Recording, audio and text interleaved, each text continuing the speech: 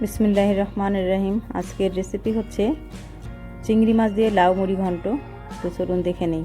প্রিয় দর্শক, আমি সুলতানা আপনাদের সাথে আজকে চিংড়ি মাছ দিয়ে লাউ মুড়ি ঘন্ট রেসিপি শেয়ার করব। এই জন্য চিংড়ি মাছ কুটে বেছে পরিষ্কার করে ধুয়ে নিয়েছি আর লাউ পিস পিস করে কেটে নিয়েছি। এরপর এখানে আমি চুলায় একটি কড়াই বসিয়ে দিয়েছি। এর মধ্যে দিয়ে দিলাম রান্নার তেল। আপনারা যারা সরিষার তেল পছন্দ করেন তারা সরিষার তেল অ্যাড করবেন রান্নার তেল পরিবর্তে, সয়াবিন তেলের পরিবর্তে। এরপর এই তেলের মধ্যে আমি হলুদ গুঁড়া এবং মরিচ গুঁড়া, পরিমাণ মতো লবণ দিয়ে একটু নেড়ে দিলাম। আর চুলার আঁচ কিন্তু এখন লোতে রাখা আছে। এরপর আমি দিয়ে দিলাম চিংড়ি মাছ। এখানে বড় সাইজের 6 পিস চিংড়ি মাছ নিয়েছি। এই চিংড়ি মাছ দিয়ে আমি লাউ মুড়ি ঘন্ট তৈরি করব। খেতে হবে দুর্দান্ত।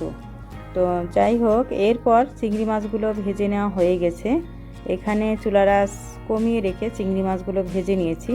আপনারা কিন্তু অনেকেই এই মশলা দিয়ে চিংড়ি মাছ মাখিয়ে তারপর তেলে ভেজে নেন।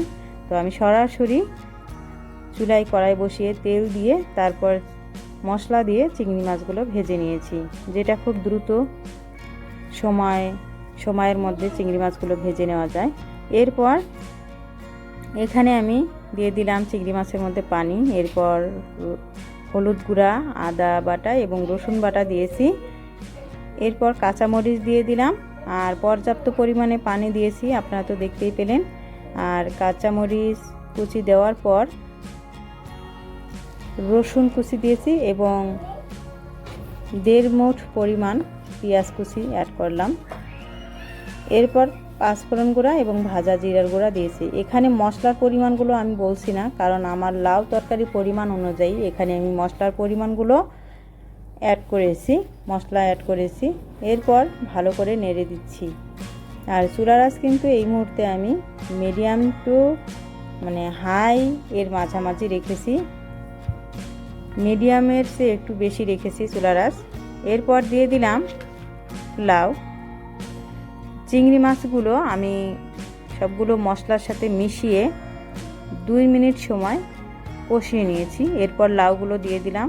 আর লাউয়ের সাথে আমি 3-4টার মতো আলু কেটে নিয়েছি, এই আলুগুলোকে দিয়ে দিলাম। আলু দেওয়ার একটাই কারণ, লাউয়ের টেস্টটা আরও ভালো লাগবে, ওই জন্য আমি দিয়েছি। আপনারা চাইলে বাদ দিতে পারেন এই আলুগুলোকে। ভালো করে সবগুলো উপকরণ একসাথে মিশিয়ে ঢাকনা দিয়ে ঢেকে রাখলাম। আর এর মাঝখানে কিন্তু আমি কয়েকবার ঢাকনা খুলে নেড়ে দিয়েছি। দেখতে পাচ্ছেন কতটা সুন্দর হয়েছে আর কীরকম পানি চলে আসছে, লাউ থেকে ঝোল উঠে আসছে। এখানে কিন্তু আমি কোনো রকমের পানি অ্যাড করিনি। লাউয়ের মধ্যে কিন্তু পানি থাকে সাধারণত, সেই পানিগুলো দিয়েই আমার লাউ রান্না হয়ে যাচ্ছে। লাউ কিন্তু প্রায় 90%-এর মতো হয়েই গেছে। এরপর আমি এখানে দিয়েছি লবণ। এখানে প্রথম অবস্থায় কিন্তু আমি বেশি লবণ দিইনি, কম করেই লবণ দিয়েছিলাম যখন আমি মাছ ভেজেছিলাম। এরপর লবণটা দিয়ে ঢাকনা দিয়ে ঢেকে দিলাম, আবার ঢাকনাটা খুলে দিলাম। এখন আমি পানিটা শুকিয়ে যাওয়া পর্যন্ত অপেক্ষা করছি, কারণ এটা হচ্ছে লাউয়ের পানি। আপনারা চাইলে এই মুহূর্তেও কিন্তু লাউটা পরিবেশন করতে পারেন। লাউটা কিন্তু 100%-এর মতো হয়ে গেছে। তো পানিটা, লাউয়ের ঝোলটা শুকিয়ে গেছে, যার কারণে আমি আরেকটু ঝোল দিচ্ছি।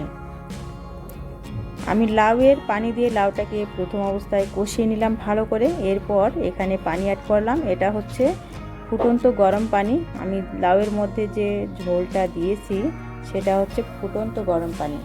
নর্মাল পানি দিলে এখানে কিন্তু লাউয়ের টেস্টটা কমে যাবে। তো যাই হোক, চিংড়ি মাছ দিয়ে লাউ মুড়ি ঘন্ট হয়ে গেছে, পরিবেশন করে নিলাম। ধন্যবাদ।